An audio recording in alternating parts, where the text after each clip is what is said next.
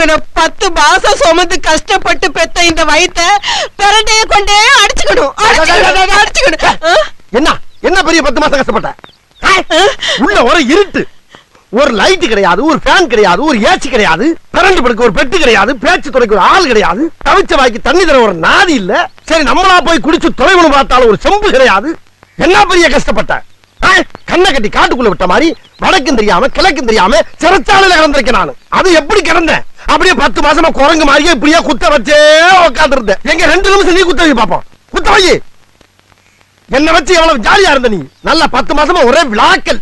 வளகாப்புங்கிற பேர்ல வளையல் போடுறது, பூச்சு விடுறது, புது புடவையா வாங்கி சுத்திக்கிறது, விருந்துங்கிற பேர்ல கண்ணதுகள் எல்லாம் குலைச்சு குலைச்சு உருண்டை கட்டியா உள்ள இறக்கி லோனை கொல்ல பார்த்து இல்லாம கஷ்டப்பட்டாரு.